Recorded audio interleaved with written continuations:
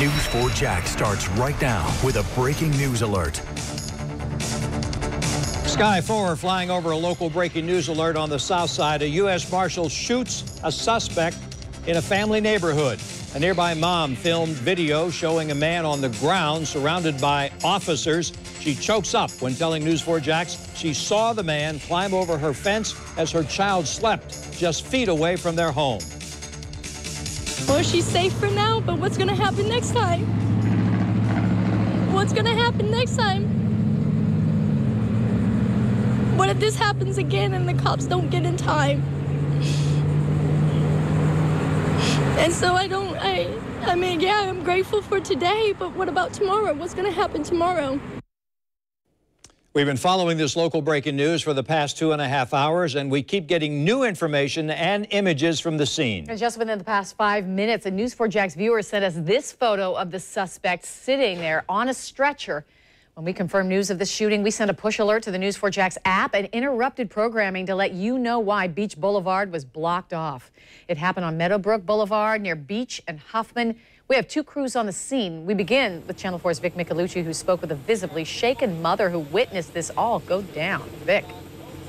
Absolutely. All of this happening in her front yard with her 12-year-old daughter as well as her mother-in-law inside the home. She says she was so scared for them. She's thankful that this has been resolved, or at least has come to some sort of a close. So let me bring you the latest. The Florida Department of Law Enforcement, they are investigating right now. They are the primary investigative agency taking over for the U.S. Marshals Service. Now, U.S. Marshals can only confirm to me right now that there was a Marshal-involved shooting. But my sources tell me that the Marshals found a group of men in a vehicle in the Jacksonville Beach area. They pursued them westbound here on Beach Boulevard.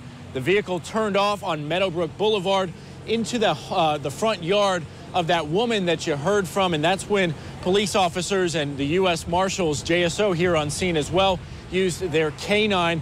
We have been told from my sources that one person shot in the hand, one other person bit by a canine. I've also been told by sources that 2 people in that vehicle were transported to the hospital. Their injuries not life-threatening. So we do have helicopter video, Sky 4 live above the scene right now. Several blocks just roped off as people do their investigation, a very lengthy investigation to be done.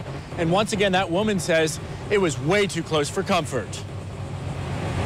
Scared the crap out of me because I don't know what would have happened if I wasn't home or if my daughter was up at that time playing outside with her friends. She could have ran into the guy and things could have been a whole lot worse. She's up here with me. I'm scared to leave her side. She's my world. She's my everything. And now I can't even keep her safe in our own yard, in our own house. That's ridiculous. I meant that I don't know anymore. I don't even want to let her outside anymore.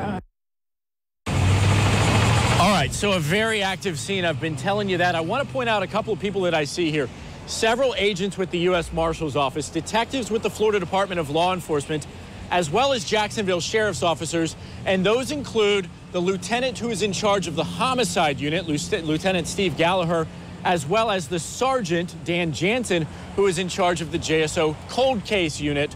Very interesting stuff. Also, just saw a prosecutor with the state attorney's office show up here on scene. So all of these people here, very interesting stuff. Of course, I'll keep you posted on the latest. But now I'm going to send it over to my colleague, Eric Avignon, who's also at the scene. And Eric, you're talking with our crime and safety expert, Gil Smith.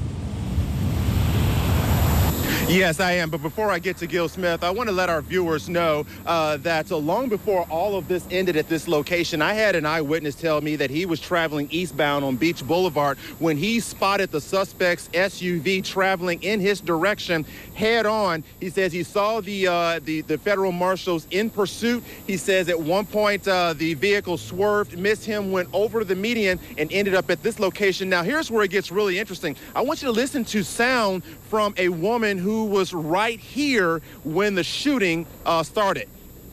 I was standing at that gas pump right over there pumping gas, and I heard the siren, so I look, and there's a car with both back tires shot off, an SUV shot out, coming down, and it turns right here, comes through the gas station, goes right there, and you see it right there is where it landed.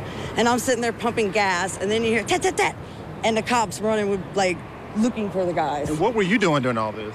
I was running trying to hide. I'll say I'll be true. I was running trying to hide. It was a little scary. I was like behind that concrete right there. Roughly how many shots did you hear? It was fast, maybe 3 or 4. It was real fast, like a da-da-da. Machine gun sound, I guess.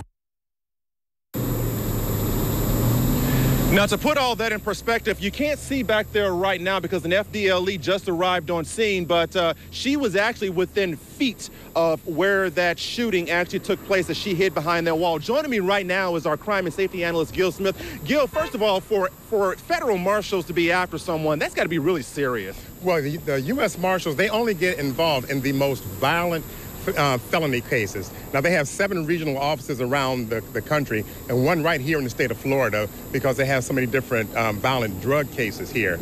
So if they're getting involved, it's going to be a very violent felony, usually at the request of a local police department. And obviously, if they had to pull the trigger on someone, that would suggest that a weapon of some sort had to have been revealed on the other side. Very possibly, or some type of deadly threat.